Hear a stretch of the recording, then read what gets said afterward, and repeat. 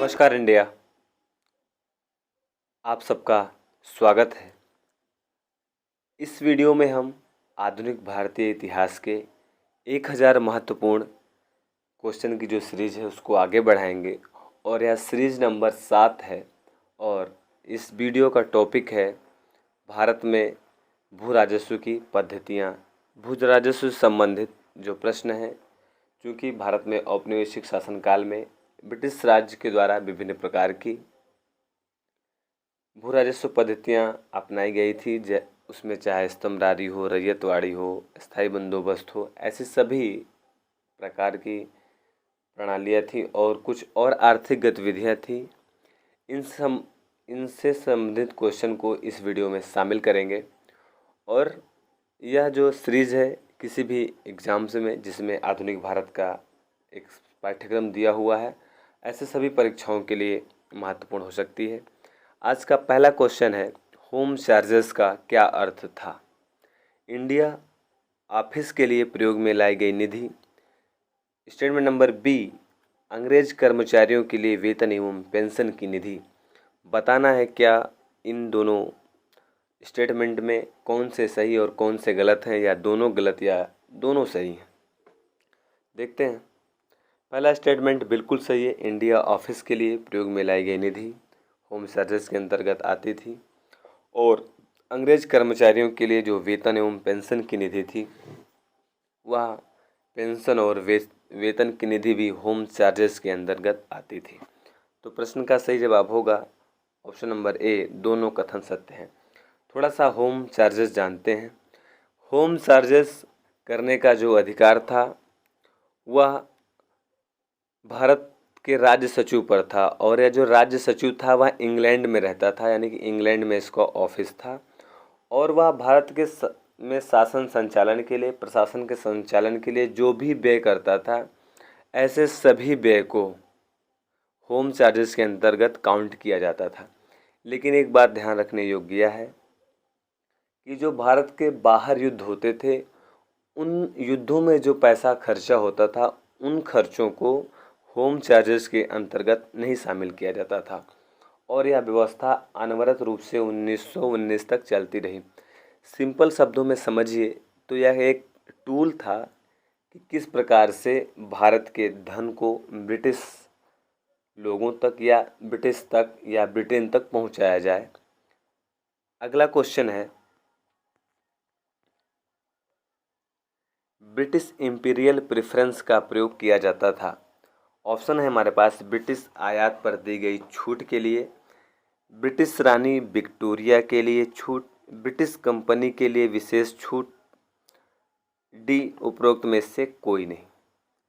तो British imperial preference का प्रयोग, इसमें दो आंसर सही हो सकते हैं। स्टेटमेंट नंबर ए भी सही हो सकता है और सी भी सही हो सकता है, लेकिन सबसे सटीक उत्तर ऑप्शन नंबर ए है, क्योंकि यह में आयात शब्द जोड़ा हुआ है और यह आयात से ही संबंधित एक प्रकार की छूट थी। कहने का मतलब ये था कि ब्रिटिश के बने हुए जो प्रोडक्ट होते थे, जब वह भारत में लाए जाते थे या भारत के द्वारा आयात किया जाता था, और आयात कौन करता था तत्कालीन समय में? ब्रिटिश कंपनी या ब्रिटिश सरकार करती थी। तो ब्रिटिश प्रोडक्टों को बूस्ट करने के लिए और भारतीय प्रोडक्ट को नष्ट करने के लिए, भारतीय उद्योगों को तबाह करने के लिए यह ब्रिटिश इंपीरियल प्रेफरेंस ड्यूटी लगाई गई थी। इसमें आयात पर, यानी कि जो ब्रिटेन से सामान मंगाया जाता था उस पर बिल्कुल भी किसी प्रकार का शुल्क नहीं लगाया जाता था। इसके विपरीत जो भारतीय प्रोडक्ट था, जो निर्यात किया जाता था, उस पर भारी भरकम ड्यूटी लगाई जाती थी, ताकि भारतीय जो प्रोडक्ट है इसकी बिक्री ना हो सके और भारतीय एकदम से ब्रिटिश वस्तुओं पर निर्भर हो जाएं। अगला क्वेश्चन है, औपनिवेशिक शासन में स्वतंत्र उद्योग स्थापित नहीं हो पाए, इसका क्या कारण था? भारी उद्योगों का अभाव, विदेशी पूंजी की कमी, प्राकृतिक संसाधनों की कमी, या ऑप्शन नंबर डी उपरोक्त में से सभी। देखिए, विदेशी पूंजी की बिल्कुल कमी नहीं थी, ना प्राकृतिक संसाधनों की कमी थी। अगर प्राकृतिक संसाधनों की कमी होती तो ब्रिटिश इतना समृद्ध नहीं होता, क्योंकि भारत के सभी प्राकृतिक संसाधनों, चाहे उसमें हीरा हो, ऐसे सभी प्रोडक्ट को, रिसोर्सेज को प्रयोग करके ब्रिटिशर्स स्ट्रॉन्ग बने, उनकी इकोनॉमी बूस्ट हुई। तो ना विदेशी पूंजी की कमी थी, ना प्राकृतिक संसाधनों की कमी थी। अगर विदेशी पूंजी की ही कमी होती तो भारत में शायद रेल का डेवलपमेंट नहीं हो पाता, क्योंकि भारत में रेल के निर्माण में या रेल की पटरियों को बिछाने में, रेल के डिब्बों को निर्माण में, रेल इंजन के निर्माण में विदेशी पूंजी की बहुत ज़्यादा भूमिका रही। तो कमी नहीं थी विदेशी पूंजी की, ना रिसोर्सेज कमी थी।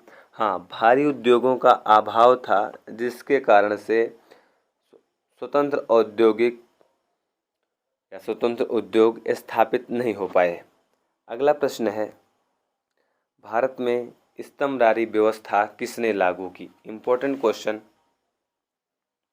ऑप्शन है हमारे Lord Dalhousie, Lord Curzon, Lord Wellesley या फिर लॉर्ड कॉर्नवालिस। प्रश्न का सही जवाब होगा option number D. Lord Cornwallis ने भारत में स्तंभदारी व्यवस्था लागू की, और स्तंभदारी व्यवस्था को ही स्थायी बंदोबस्त या जागीरदारी, मालगुजारी या विस्वेदारी भी कहा जाता था। स्तंभदारी व्यवस्था को अन्य नामों से पुकारा जाता था, वो नाम थे स्थायी बंदोबस्त, स्तंभदारी, जागीरदारी, मालगुजारी या विस्वेदारी। तो क्वेश्चन में स्तंभदारी न रखकर स्थायी बंदोबस्त भी रखा जा सकता है, मालगुजारी भी रखा जा सकता है, या फिर विस्वेदारी भी रखा जा सकता है। इन सभी व्यवस्थाओं को लागू करने वाला कॉर्नवालिस था, और ये स्तंभदारी व्यवस्था के ही अलग अलग नाम थे। दो तीन बातें और इसमें इम्पोर्टेंट है कि यह जो व्यवस्था थी वह भारत के किन किन क्षेत्रों में लागू थी। तो यह क्षेत्र थे बंगाल, बिहार, उड़ीसा, उत्तर प्रदेश यानी कि यूपी, उस समय संयुक्त प्रांत कहा जाता था, और उत्तरी कर्नाटक के क्षेत्र में यह व्यवस्था लागू थी। और कुल मिला के तत्कालीन भारत के 19% क्षेत्र पर स्तंभदारी व्यवस्था लागू थी। तो स्तंभदारी व्यवस्था लागू करने वाला कॉर्नवालिस। कहाँ कहाँ लागू थी? तो यह व्यवस्था बंगाल, बिहार, उड़ीसा, उत्तर प्रदेश और कर्नाटक के कुछ भाग, टोटल 19% भाग पर यह व्यवस्था लागू थी।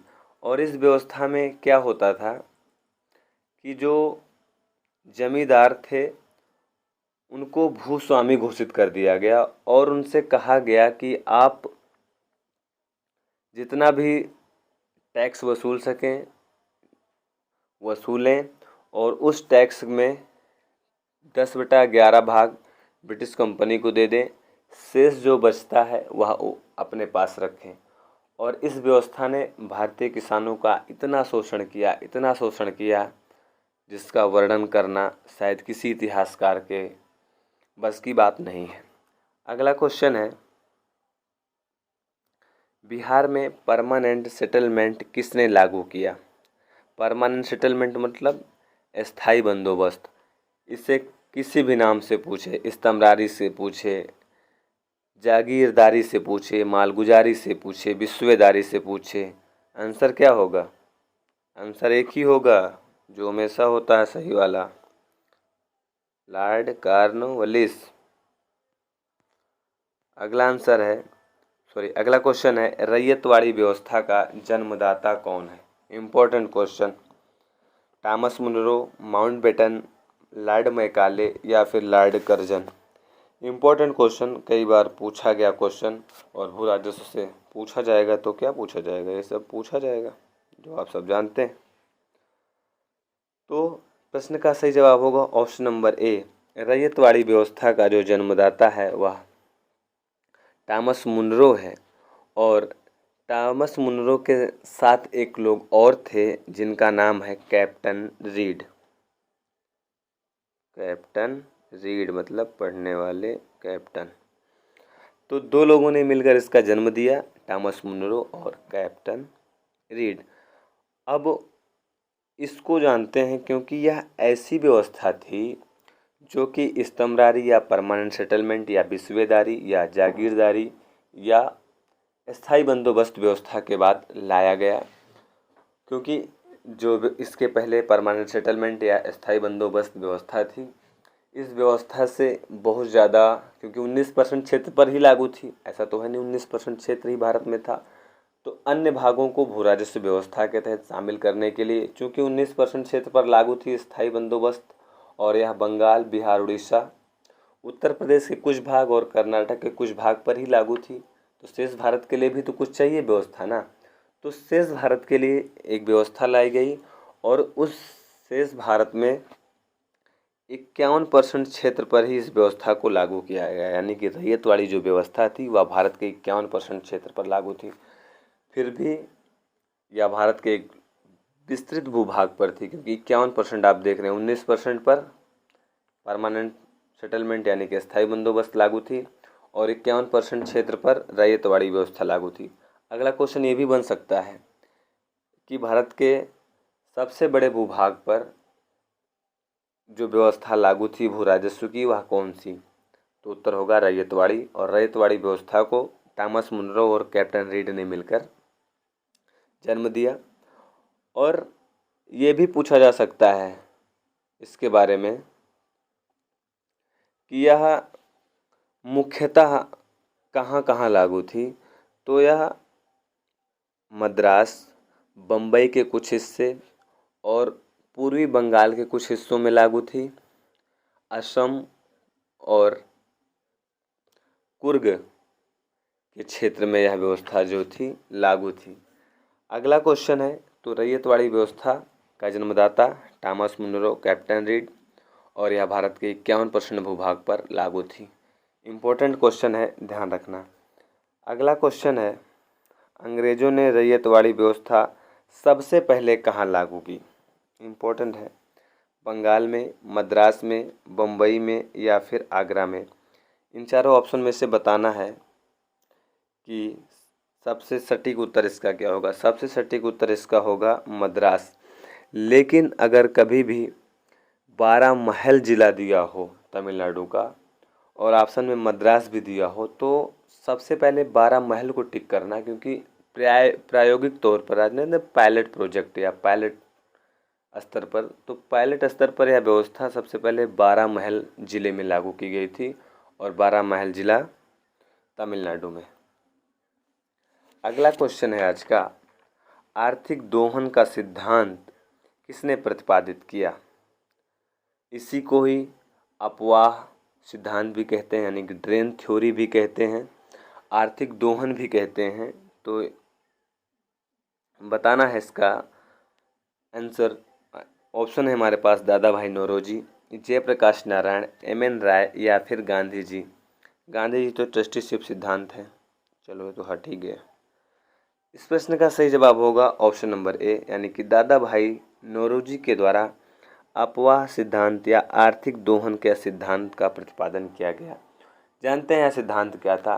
दादा भाई नौरोजी ने इस सिद्धांत में बताया कि भारत की राष्ट्रीय संपदा का एक भाग अथवा कुल वार्षिक उत्पादन को ब्रिटेन को निर्यात कर दिया जाता है और जिसके बदले भारत को कोई वास्तविक प्रतिफल नहीं मिलता। समझे? समझाता हूँ।